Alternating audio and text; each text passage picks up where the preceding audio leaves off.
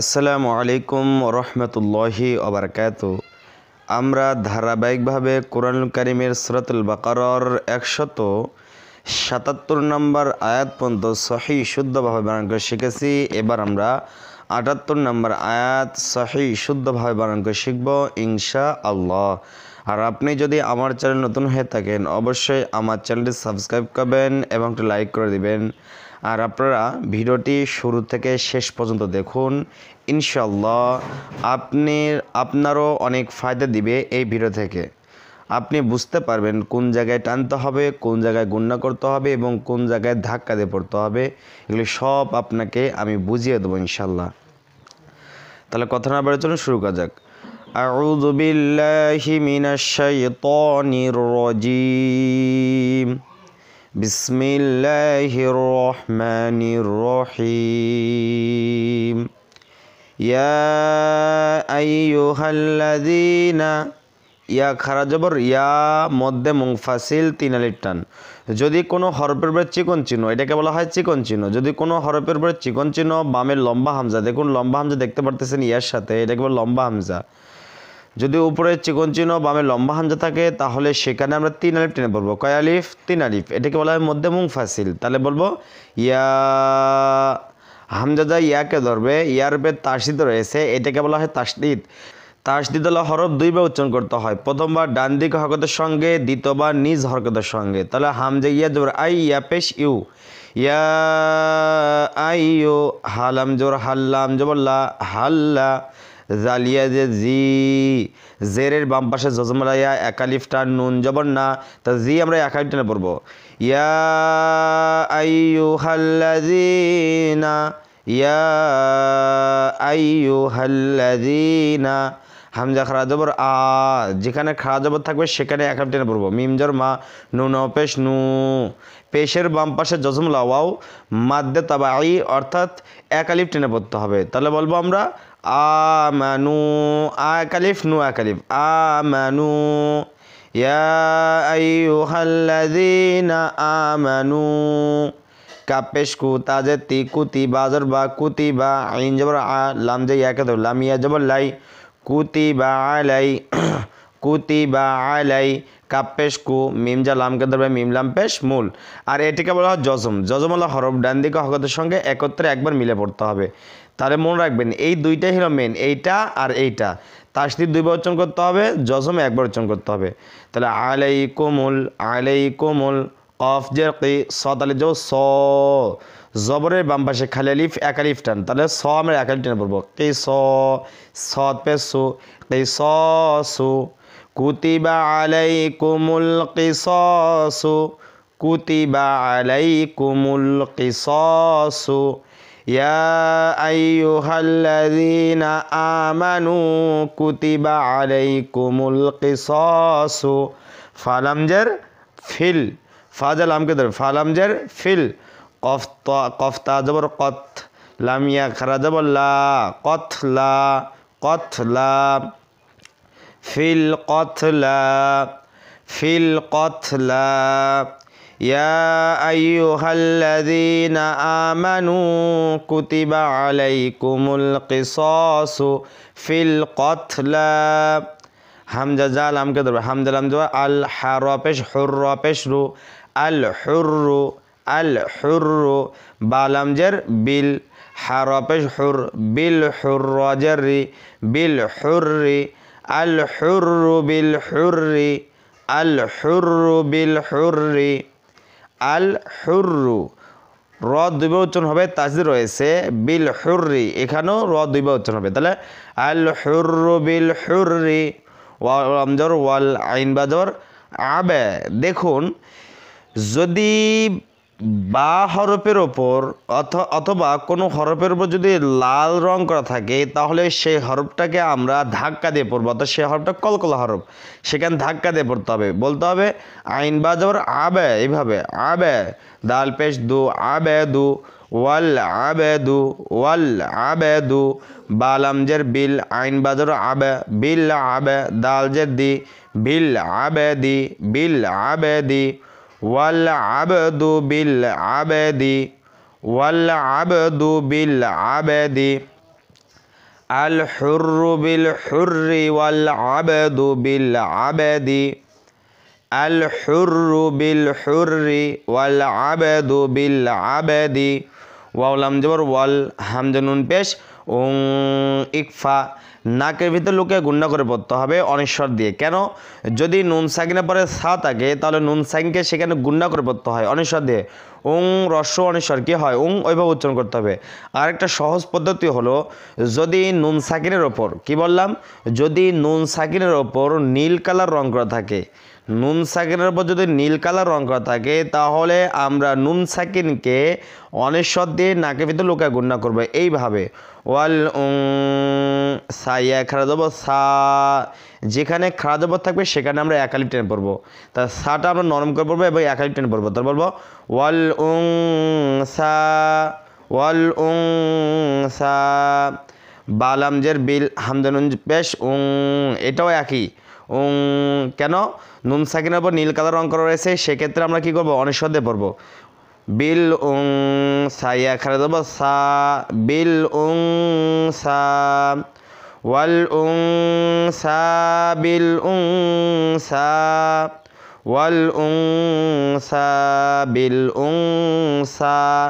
সা আমরা নরম করে পড়বো, জিহ্বার আগাটাও ওপরের দুই দাঁতের আগার সঙ্গে লেগে সা। এরপর দেখুন ফাজর ফা, মিম নুন জবর মান, ফা মান, আইন পেশ উ, ফাজের ফি, উফি, ইয়া জবর ইয়া, উফিয়া, ফামান উফিয়া, ফামান উফিয়া, লাম জবর লা, হাউলটা পেশ হু, লাহু, ফামান উফিয়া লাহু, ফামান উফিয়া লাহু। মিম নুন জের মিন, হামজা জবর আ, মিন আ, খয়াজের খি, জেরের বাম পাশে জজম লাইয়া একালিফ টান, আখি, তাহলে খি একালিফ, মিন আখি, হাজের হি, মিন আখিহি। ফামান উফিয়া লাহু মিন আখিহি, হু একালিফ উল্টা পেশ রয়েছে, যেখানে খারা জবর খারা জবর উল্টা পেশ থাকবে সেখানে আমরা একালিফ টেনে পড়বো। এটা হলো উল্টা পেশ। দেখুন সিধে পেশ কীরকম আর উল্টা পেশ কীরকম। সিধে পেশ হলে সেখানে টানসারা পড়তে হবে তাড়াতাড়ি, আর উল্টা পেশ হলে সেখানে একালিফ টেনে পড়তে হবে।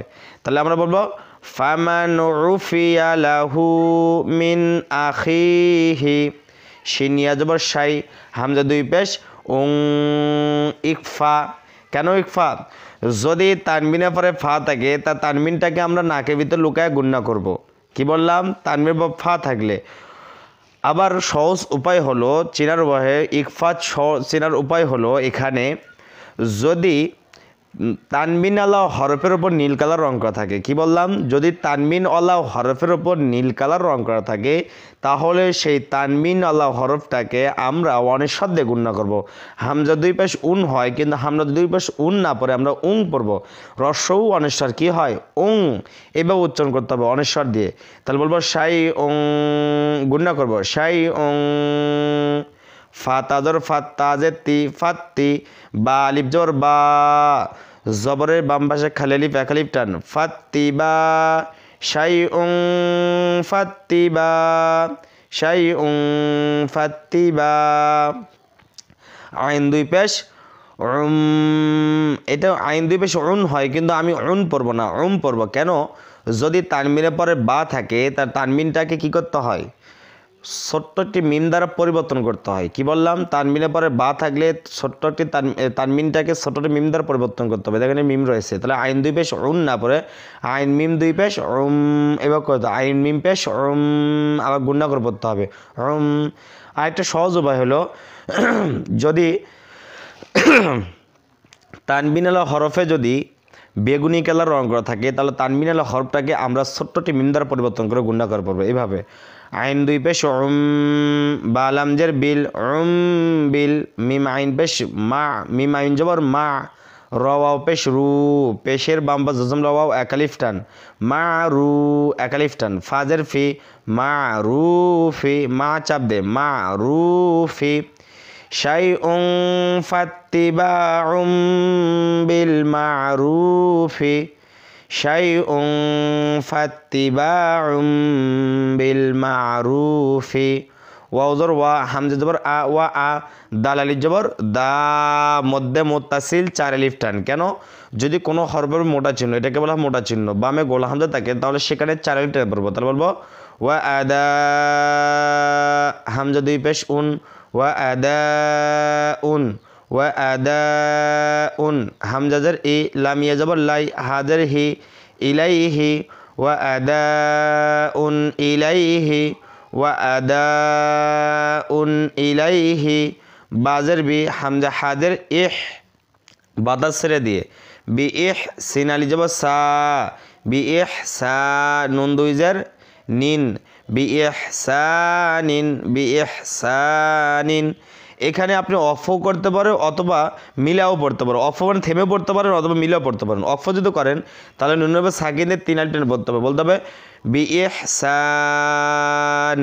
আর যদি অফ না করে মিলে পড়েন তাহলে বলতে হবে বি ইহসানিং, অনিশ্বর দিয়ে। কেন? গান দেখেন তানমিনের উপর কী রয়েছে? নীল কালার অঙ্ক রয়েছে, তাহলে অনিশ্বর দিয়ে পড়তে হবে নিং, নয় সে নি অনিশ্বর নিং, এভাবে উচ্চারণ করতে হবে। আমি অক্ষ করবো, পড়বো, আমি মিলে পড়বো না। তাহলে বলবো বি ইহসান ওয়া আদাউন ইলাইহি বি ইহসান ফামান উফিয়া লাহু মিন আখিহি শাইউন ফাত্তিবাউম বিল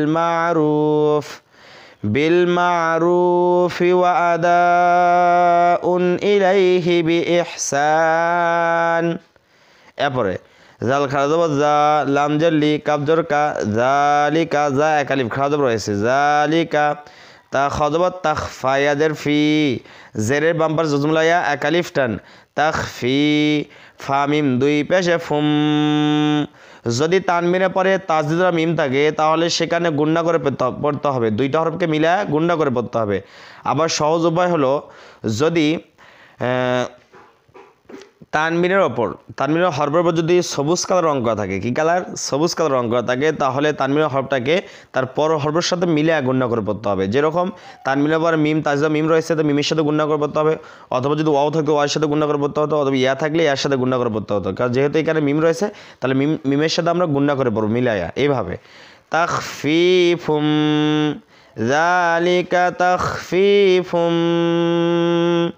মিম রজের মির, রবাজর রব, মির রব, বাজের বি, কাপ মিম পেশ কুম, মির রব্বিকুম।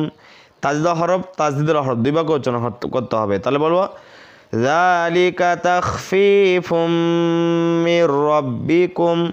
ওয়াজর র, হাজবর রহ, ওয়া রহ, মিম জর মা, তা দুই পেশ তুন, ওয়া রহমাতুন। এখন যদি অক্ষ করি তাহলে গোলতার উপর যদি জজম দেই তাহলে গোলতা হা হয়ে যাবে, তাহলে বলতে হবে ওয়া রহমাহ। দেখছেন? ওয়া রহমাহ। আপনারা অনেকে বলতে পারেন ওয়া রহমাত বলতে পারে, কিন্তু মাত হবে না। গোলতার উপর অক্ষ করলে সাকিন দিলে যদি থেমে পড়ি, তা গোলতা হা হয়ে যায়। তাহলে বলবো ওয়া রহমাহ মির রব্বিকুম ওয়া রহমাহ। আর যদি অক্ষ না করি তাহলে তানবিনটাকে নাকবেদুলোকে গুণনা করে পড়বো। কেন? দেখেন তানবিনের ওপর কী রয়েছে?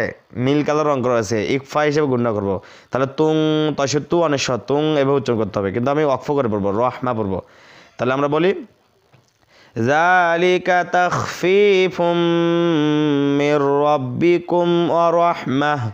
ফাজর ফা মিম জের মা, ফামা, নুন আইন জের নি, চাপ দিয়ে পড়তে হবে, ফামা নি, তা যাব তা, দালিয়া খারা যাব দা, যেখানে খারা যাব সেখানে এক আলিফ টান, ফামা নি তা দা, চাপ দে, ফামা নি তা দা, বা আইন জর বা, দাল যাব দা, বা দা, জাল খারা যাব জা, এক আলিফ টান, লাম জের লি, কাফ জবর কা, জালিকা, বা দা জালিকা, فمن اعتدى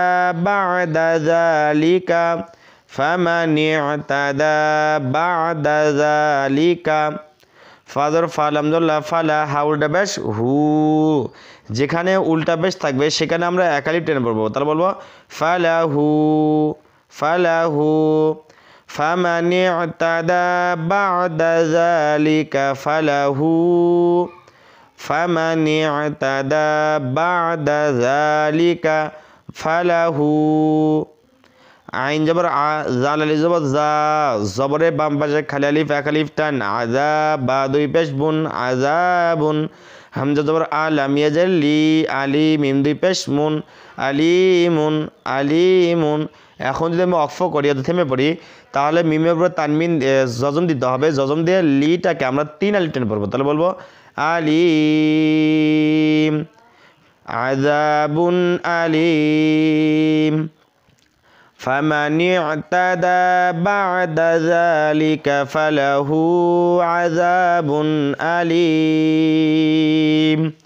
তাহলে আপনারা বুঝতে পারলেন যে কোন জায়গায় টানতে হবে, কোন জায়গায় এক আলিফ টান হবে, কোন জায়গায় 3 আলিফ, কোন জায়গায় 4 আলিফ টেনে পড়তে হবে, আবার কোন জায়গায় গুণনা করতে হবে, কোন জায়গায় গুণনা ছাড়া পড়তে হবে, কোন হরফ কাকে ধরবে, এগুলো সব অবশ্যই আপনি এই ভিডিও থেকে জানতে পারলেন।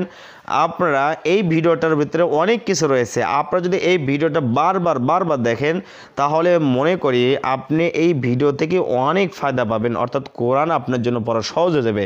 আপনিও কিছু না কিছু আপনি কোরআন পড়তে পারবেন এই ভিডিওটা দেখে ইনশাল্লাহ। আর আপনি অবশ্যই আমার চ্যানেল নতুন হয়ে থাকলে অবশ্যই আমার চ্যানেল সাবস্ক্রাইব করবেন এবং লাইক করে দিবেন। আসসালামু আলাইকুম ওয়া রাহমাতুল্লাহি ওয়া বারাকাতুহু।